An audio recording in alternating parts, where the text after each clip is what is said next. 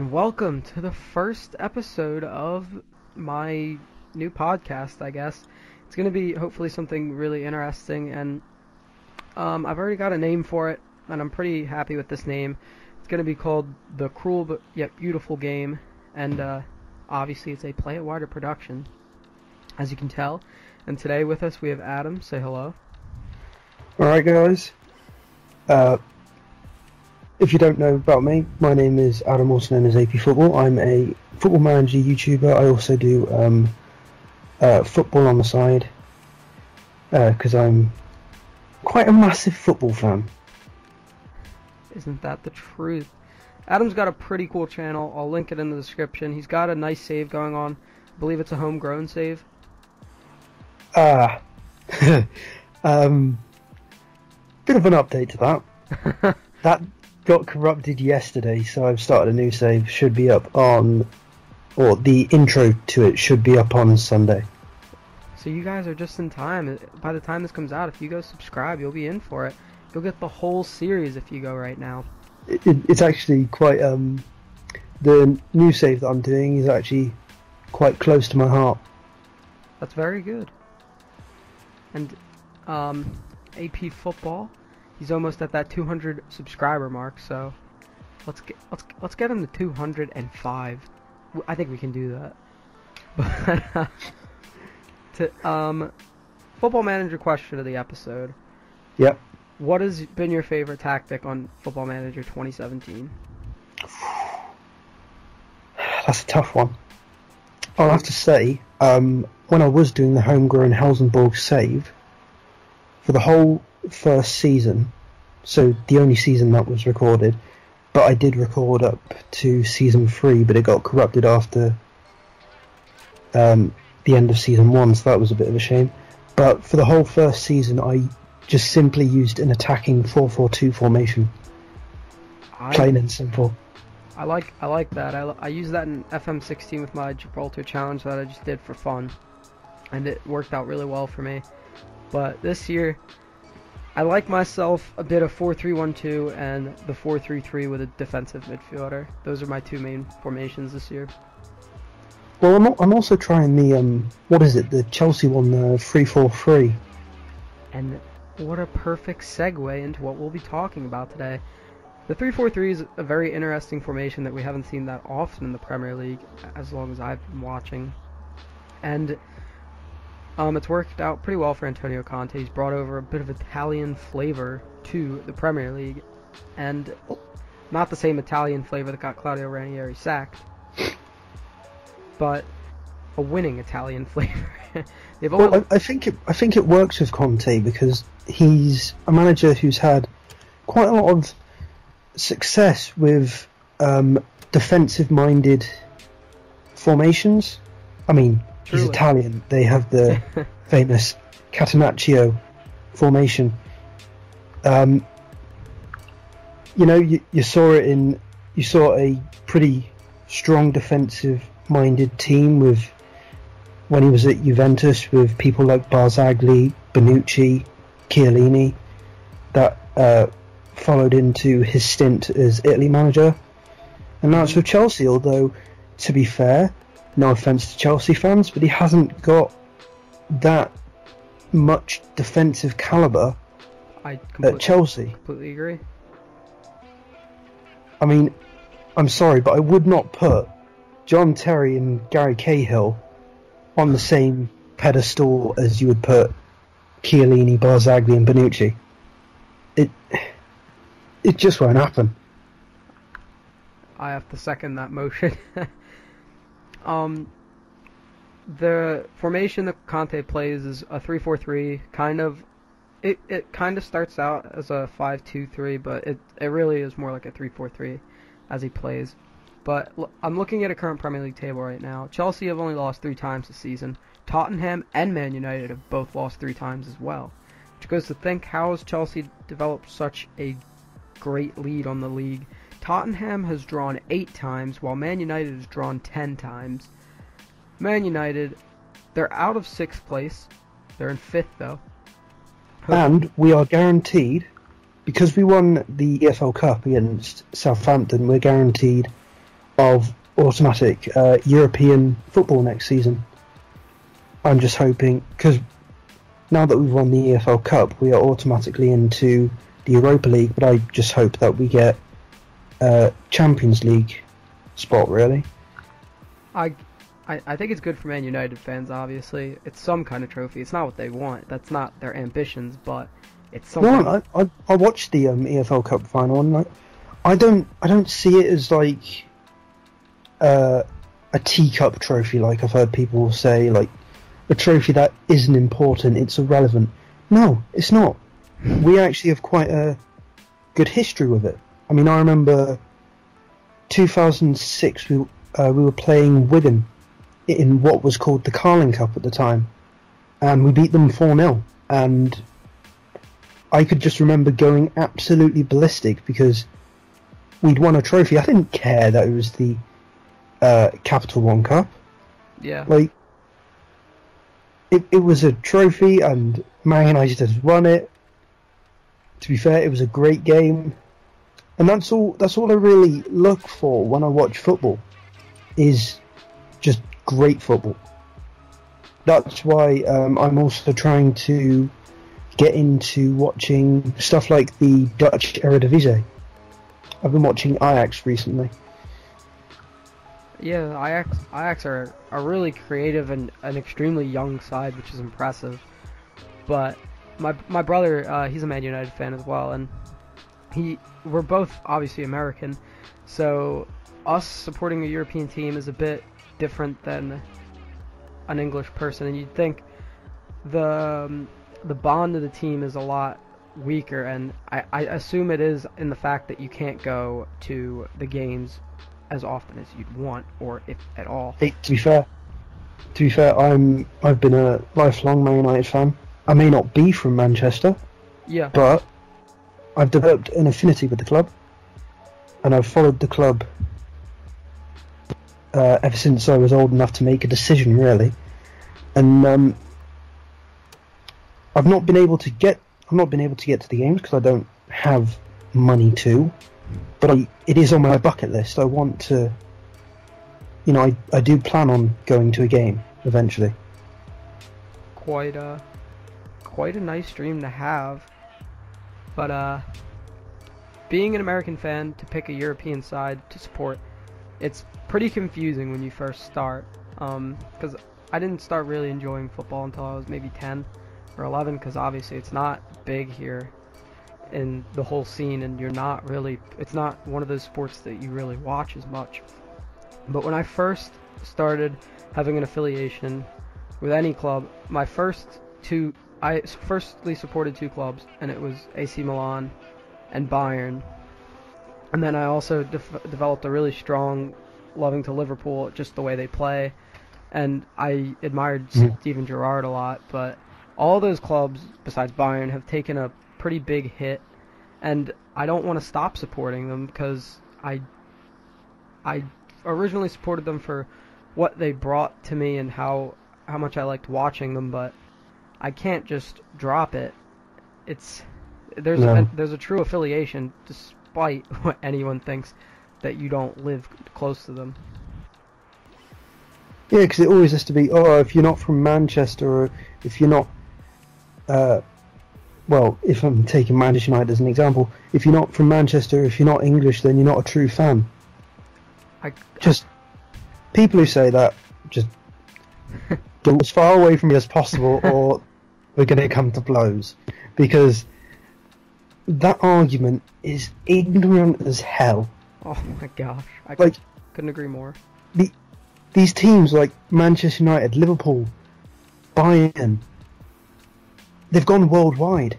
It's no longer what it used to be in like the 1920s, for example, where it just used to be national. It's worldwide. These clubs are supported by anyone. I completely agree with that. And back to the current Premier League today. We look at these teams. Sorry. No, it's completely fine. We've got plenty of time here, but these teams that have developed such a ways behind Chelsea, but still don't lose that much like Tottenham and Man United. They just don't finish off a game, as we can see. And I'm looking up right now what a typical Man United formation is this season, and it seems to be a 4-2-3-1 of some sort. As Well, our problem is we've had quite a lot of draws, and I mean, we started off the season with a pretty, I'd say, easy first month with teams like Bournemouth, Southampton, Hull City. We got that out of the way. We had Manchester City. That was going to be a tough game. Lost that 2-1 because Manchester City, for how much I actually hate them, they're a tough team to break down. I agree, especially with Pep. He's, despite his experiences with only managing big teams, he knows how to organize a team. I would fully agree with that. I mean, the full-time stats that first game, they had 60% possession. And, like, people who say possession matters, it does. I wouldn't say it's like a main thing that you need to concentrate on in games. Mm-hmm. Because, I mean, there's been... I can't think of the top of my head, but I know there's been instances where teams have won without too much possession. Plenty. But you look at it here, because of the large amount of draws we've had, and when we've won, the teams around us have also won. We've been in 6th place. Well, we're now out of 6th place, but we were in 6th place from the start of November. Really interesting the way just a club like that gets criticism for a former self, but the place they were left in, maybe wrongfully of appointing a manager by the club's fault, but they were left with the biggest hole to fill after what I think was probably the greatest manager of all time. To step into his shoes like that is no easy task for any manager, period. Well, I think, like, when he had his last speech, he said, it's you have to support the new manager. Mm-hmm. Moyes came in, I supported him. Mm-hmm. All the way through that season. Well, all the way through his short tenure. Because I said, even to the end when he got sacked, I said 10 months wasn't enough. Mm-hmm. A huge process. Should have been given longer. I mean, if you just from that season, up to the point where he was sacked, yeah, we had losses, but they were against teams like Manchester City, Liverpool. We had a rare one against Stoke, okay, but Chelsea, Spurs, all good teams. Yeah. I just, even to this day, I still don't understand. And then Giggs came in. I thought, oh, maybe we should hire from in the squad. That didn't happen. And I would admit, I was a bit, when Van Gaal came in, I was a bit sceptical. But he won me over. He really did. Yeah, he was a great manager at Bayern Munich. No one can dispute that, regardless. And then he followed that up with a stunning World Cup campaign with Netherlands. Absolutely brilliant. I always remember his random substitution to bring on Tim Krul for that penalty shootout against, I think it was Costa Rica. Absolutely genius. Yeah, it was one of the biggest probably the biggest minuscule substitution in World Cup history. Where it very well could be. But like, when Van Gaal came in, the first season, we'd finished 4th, which is fair.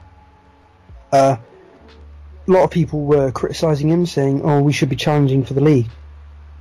I didn't think we were ready for that, because we were still a season after losing one of the greatest managers of all time. I'd say one of, because you've still got Matt Busby, you've still got Bill Shankly, Joe Paisley, but one of the top 2 all-time managers of Manchester United, and that was always going to be a tough sort of thing to do. And then when Van Gaal left, there was a lot of rumours about Mourinho, and I'm going to be honest, I'm not a big fan of Mourinho. Never have been. Just because ex-manager of Chelsea, spent many years trying to demean Sir Alex Ferguson and Manchester United as the club, and then to come in and say, "Oh yeah, this has been my dream." You're not fooling anyone. Some managers, they feel inclined that their talking off the field needs to do more than their talking on the field. If Mourinho went and was challenging for the league right now, he was 2 points off Chelsea, who are incredible, and people would start to be thinking, all right, maybe he really does want to be here and cement himself. He is. I can't see him at Manchester United in another year and a half. No, but what I will say is, I do like the way he's played football this year. It's better. We've only lost to Manchester City, Watford, which was a strange one, I will admit. Yeah. And Chelsea. All tough teams. Yeah, even Watford is a tough team. I will admit that. Okay, we've had a lot of draws, but you're not going to win every game, and we have had some tough times. I mean, if I go back to the Hull game, if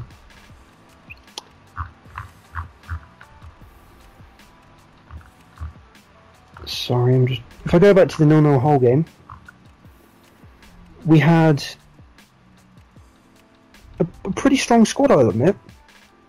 De Gea, Valencia, Jones, Smalling came on, Rojo, Blind, Carrick, Herrera, Mkhitaryan, Pogba, Rashford, Ibra. You have that strong squad, but some things just don't happen straight away. Like, you're not going to win every game. And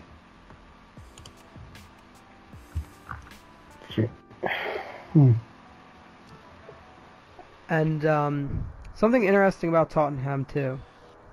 Yep. Their formation this season, they haven't taken a page out of Conte's book. Obviously, it's a bit different, but it's a similar system that seems to be working well in the Premier League. I think because managers don't know how to cope against it yet.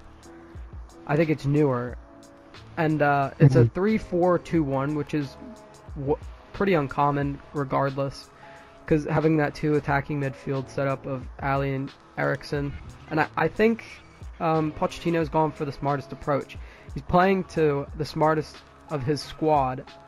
This would be the best formation for his team because he's got 2 incredibly talented center attacking midfielders, and whatever striker he chooses to have up top, whether it be Kane or Son, or even Vincent Janssen, who I think is a great player. I think his squad is always really strong, just the way it's structured, because their back 3 is incredible with Vertonghen, Alderweireld, and Dyer. Their goalkeeper, probably the second best goalkeeper in the Premier League in my opinion. I think Courtois might be the most overrated player in the world. But with Lloris, like, you know that you're only going to have a problem when he gets injured, which is very, very rarely. Exactly. And like even the thing is with Spurs, even if they do switch up their formations, you've still got strong choices in wing backs such as Walker, Rose, Davies, Trippier as well, and Dyer can also play right back, or at least he used to.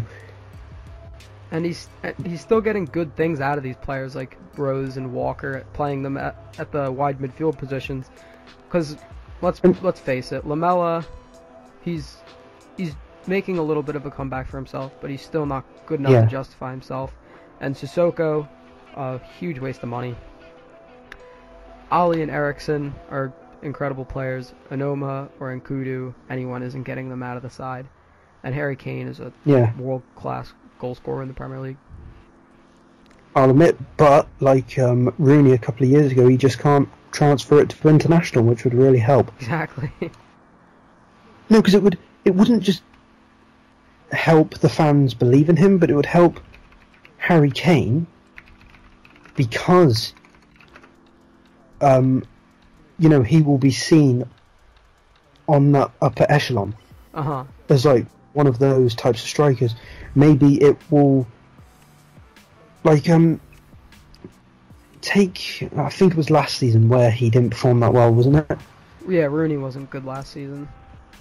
I mean Harry Kane. Oh, Harry Kane, that I would have had to been 2 or 3 seasons ago. Harry Kane hasn't had a bad season in a long time.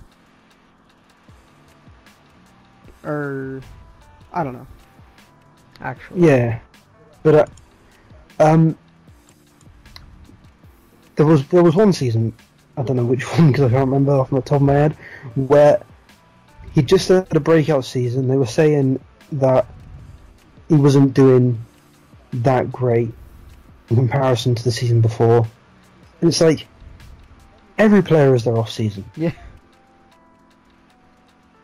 It's very rare. Except Zlatan Ibrahimovic, because Zlatan is Zlatan, like. Very true. It's like, you look at Jermaine Defoe. This season, he's got back into the England squad. Very happy. Deservedly. He fully deserves it. And I felt when he moved to Sunderland, I felt there's no way he's getting back into it. No way he's getting back into the England squad. Because for years I thought he should be up there.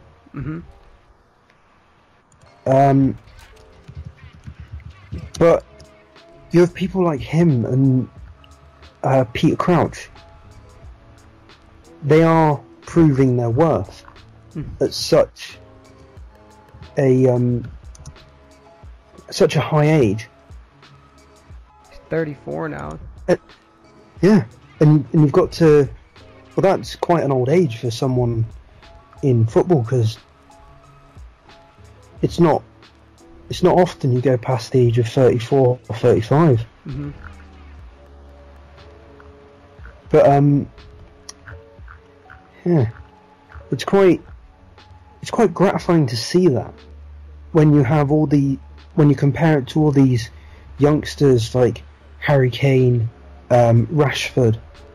It's nice to see the old guard doing well as well. And let's just take a little bit of a hit to the bottom end of the spectrum here. I want to take a look at some of the things lower table teams are doing, despite the great talk about Tottenham and Manchester United. Sunderland, if we look at their formation here, they play a pretty defensive style, kind of in the shape of as the classic Christmas tree formation from Football Manager. 3 more defensive-minded midfielders, 2 attacking mids, and the striker up top, which is obviously Jermaine Defoe. And I feel like the problem here at Sunderland lies in the squad less than the tactics of the manager, which I don't like to just blame everything on that, but sometimes the squad just isn't good enough, and which is also part of the manager's fault for not investing well. As in Jordan Pickford, he is a fantastic player, been great this season, but if you look at the back line in front of him, Brian Oviedo, an Everton flop, not a great player, but it's... See, I wanted Brian Oviedo to do well, but obviously he hasn't done, which is a shame, but at the same time, I'd say it's not just up to one player It's not. to perform. You need the other players to put in their worth, and I don't think you have that at Sunderland. And if you look at the rest of the line, they've got experience next to a young player. Jason Denayer on loan from Manchester City. I think he's an alright player. I don't think he's good enough to be starting week in, week out for you in the Premier League, though. Next to John O'Shea, who he had his Manchester United glory days, and he was a good player back then, but he's not cut for it anymore. And Billy Jones at right back, or what's his name, the Spanish lad, Javi Manquillo. Javier Uh-huh. Hit him, or Donald Love, or Paddy McNair in there, De La Bodji. They're all not good enough. And I don't think they have money from the Premier League TV deal. They can definitely invest more into this team. I don't... One thing I don't understand is the reason they bought De La Bodji. Oh my gosh. He barely played at Chelsea, right? Mm-hmm. In fact, didn't play at all. Unless it was in a few friendlies, which don't count. I think he'd spent one season there, played no games. Correct? Yeah. Chelsea paid $8 million for him, played no games.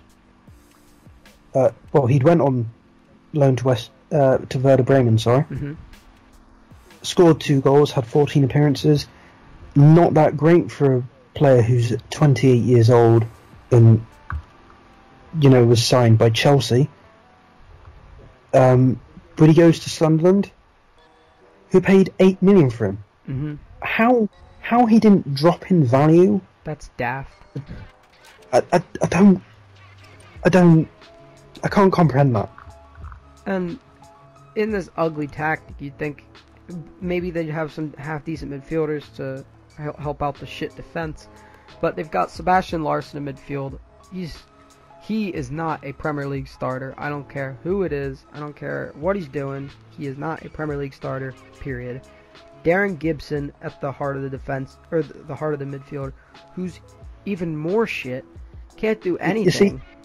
You see, I disagree with you on the fact that they have no star midfielders, because you have Wabi Kaziri signed from Bordeaux. Well, I mean, I'm talking about their center defensive midfielders to help out the defense. Kazri's a decent attacking mid, but he's in the top 2. That is true. And then they've got Rodwell out there, or whoever they choose to put in, Cattermole. Cattermole's a walking yellow card, so that's not going to work out. But all 4 of them are just carbon copy yellow card pickers that can't put in a good tackle, and they can't, other than Sebastian Larsson, they can't deal with the ball. They're just not technical players. Mm-hmm. And then in their attacking mid setup, they've got Fabio Borini, who plays back there, Adnan Januzaj, and then, as you said, Lyndon Gooch. Yeah, one of the youngsters, one of yours. Good American player. He's good enough. I don't know if he's quite a Premier League level yet, and then you've got Kazri, as you said, and their attacking midfield setup isn't terrible. I mean, it's probably one of the better parts of their squad. There's not too much strength and depth, but you can't be too picky. And then Defoe, if he's a good striker, but if he goes down, you are dealing with the likes of Victor Anichebe, Duncan Watmore, Fabio Borini, or youngster Joel Asoro, who I think is actually pretty decent, but he hasn't got the exposure to sort of say, right, Defoe's injured, Borini's out, Anichebe's just not there. I saw on we need Asoro to step up. He's just not got. I saw on Football Republic the other day that Victor Anichebe is one of the worst Premier League goal scoring rates in all of the Premier League modern era, and he's complete and utter garbage. But Moyes signs him all the time. It's just this player bias that he has. That's why they're 7 points deep in the relegation zone. He wants players that he's used to. So that's why you've seen the signings of Anichebe, Yanazai on loan from United. Mm-hmm. He's quite a fan of Yanazai. Darren Gibson. Mm-hmm. You've then got Oviedo. Donald Love, Oviedo. McNair. He signs these players so that he can have some familiarity in the squad. But what I think is he hasn't signed them with the intention of building a team that is solid. He just goes, oh, we'll build a team around this player, which in this case is Jermaine Defoe. And you can't, I don't think you can have that. You need a strong setup all round.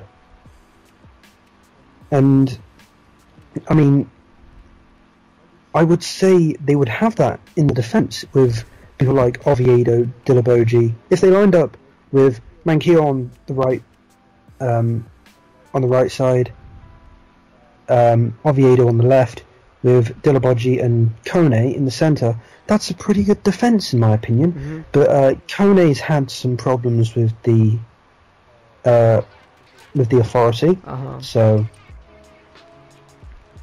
And then you keep looking at the bottom of the table here, and a little bit opposite of Sunderland. They're only 3 points out of the relegation zone, but their goal difference is far from saving at this point. I've found that they usually play with two different formations, a 3-4-3, which is pretty gutsy for a team like that, or they will do what Sunderland does, and they play a 5-4-1. It is absolutely ugly.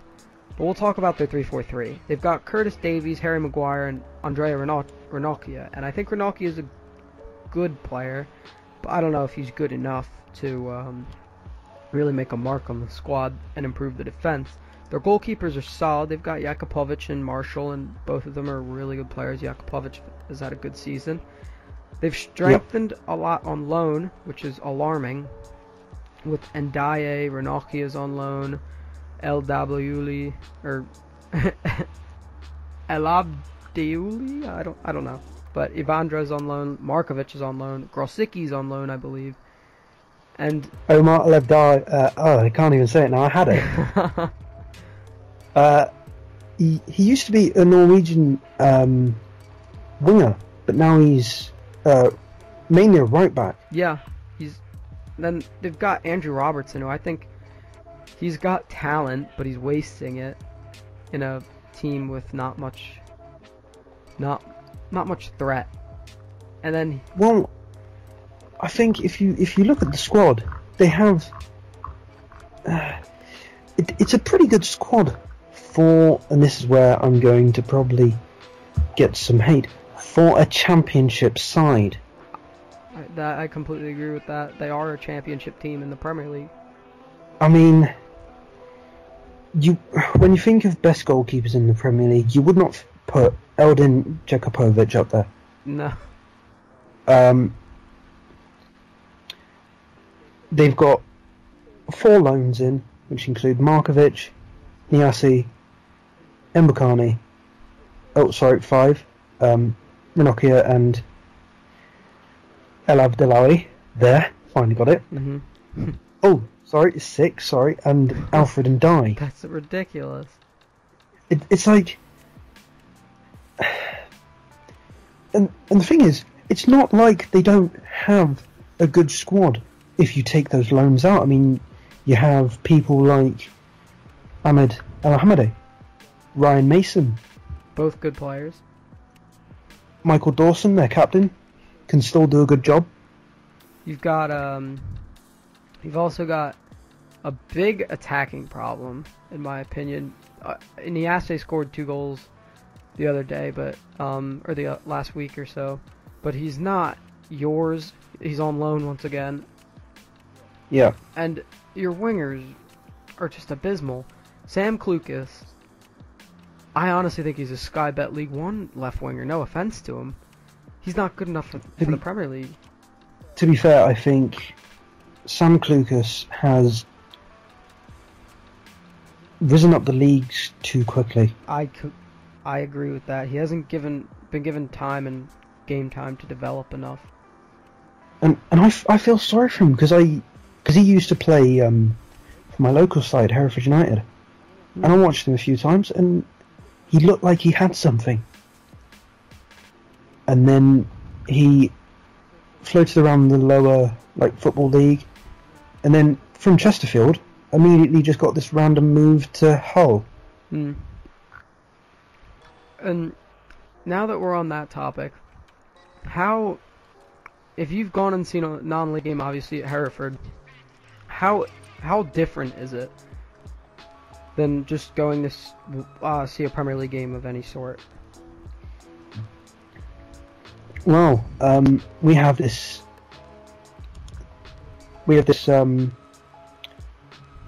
stand where it's literally just.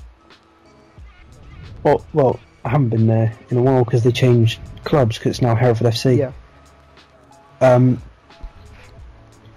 But with this stand called the Meadow End, it's basically just no seats, just stand, and that's where all the ultras sit. And I was in the Meadow End.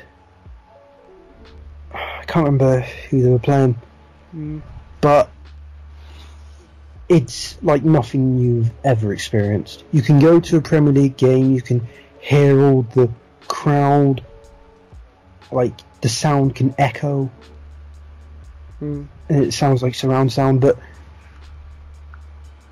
when you're at a non-league game, or even League 2, it's just nothing you could ever imagine. I mean, yeah, it may not look appealing. Yeah. Because, let me tell you, the Edgar Street Stadium is nothing much. But it's always good being able to go to a game and watch a football match live as it happens. I mean, I remember going to, this was about a year ago. No, it was one of the last matches before Hereford United died, essentially. Yeah. And they were playing Barrow, or that's how I pronounce them.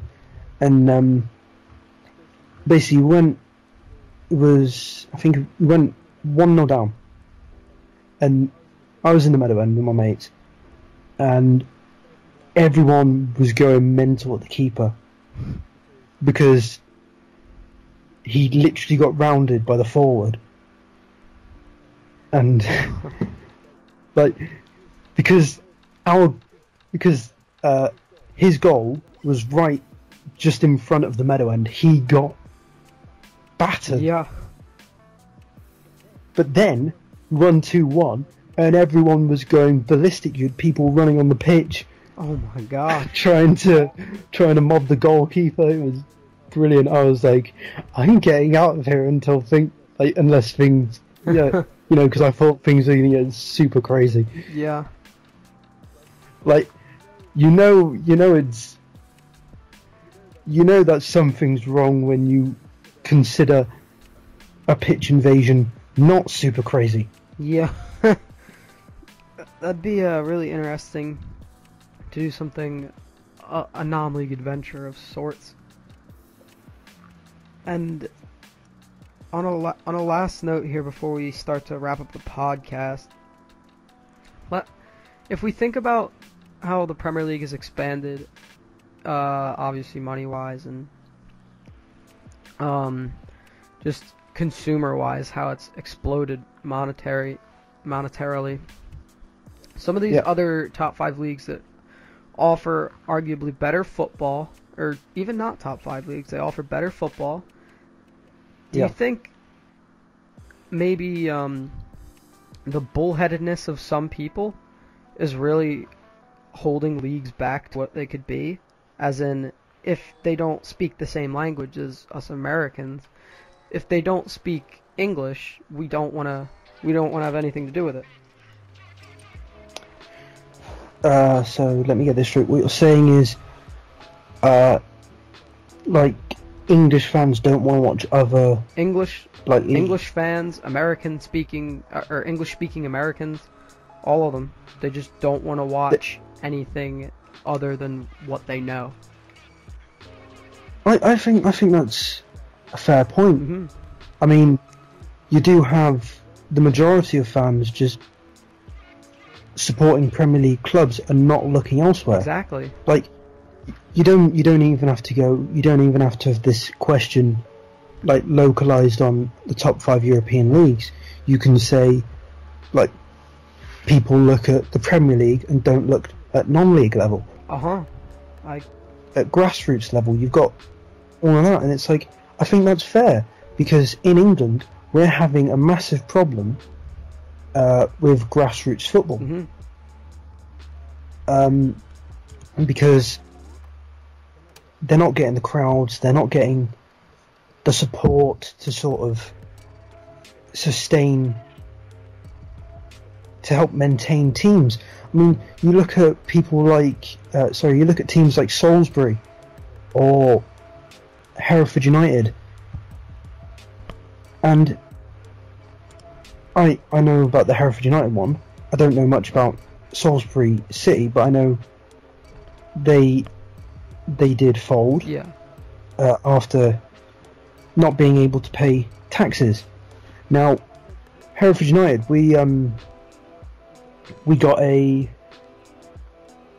bit of a charity event going to try and build up funds for the club. Mm-hmm. And I think the demise of Hereford United was down to the owners at the time, because we'd raised the target through like auctions and like a comedy night and what have you down at my local cinema. But all that money, all that target money, was then gone, pocketed as quick as it was collected. Mm-hmm. And it's like, I personally think that the demise of Hereford United was down specifically to the owners, and in the lead up to the club folding, in the lead up to the club folding, I wasn't that into watching the football. Mm-hmm. I didn't keep that up with the clubs, but even just walking around town, you'd see posters like protesting against the owners because they were essentially ruining the club. Now, I'm born in the county just above Herefordshire, which is kind of like a rival county. I was actually born in the town of one of Hereford's rivals, so I'm not liked here. But even I will say, like, going to watch Hereford play was great. Even though I was seen as an outsider, it was a great experience, and you know, I hope to go see a Hereford FC match eventually. Yeah. But you know, I just think because at the time that the club had folded, there were no immediate talks to make a Phoenix club. Yeah. Like, there was just nothing, and even my friends who are Hereford United fans, well, they support Premier League clubs as well, but they have an affinity with Hereford United because two of them were on the books in the youth team at the time.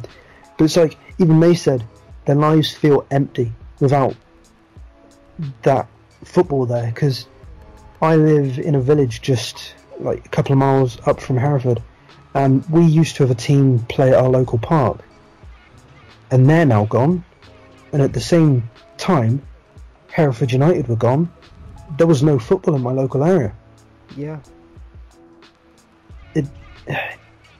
It felt disheartening to see this happening. So I thought I was actually helping when I tried to get some donations to help the club, and then all the money went. The club died. Yeah.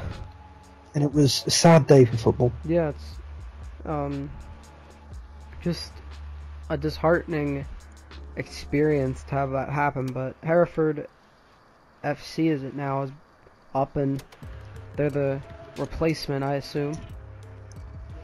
Yes, they are. They're the Phoenix Club, and they're doing quite well. I think because they had to balance their books before, like, they could build a new club. So they got rid of the youth academy. You had people like Jared Bowen going to Hull City. Yeah. And even though we had our differences, I'm actually proud of him. Like, he's done well for himself. Yeah. But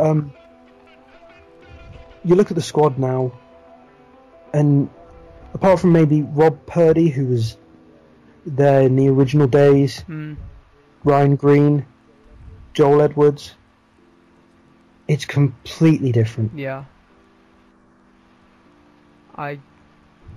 That's been a really nice kind of Premier League opening view here, but I think we're gonna end up the podcast right about here. Any last words, Adam? No, I don't think I've got any. Alright. This has been fun. It's been a pretty good first episode. If you guys agree with me, leave it down below. This will be uploaded to YouTube and hopefully SoundCloud, so I've got that to look forward to, expanding a little bit. But I'll leave Adam's link in the description to his Football Manager channel and his football-related channel, so you can check him out. And I'd like to thank Adam for joining me here today. And thank you for the opportunity. And it's been the first episode of the Cruel Yet Beautiful Game, and I'll catch you guys later.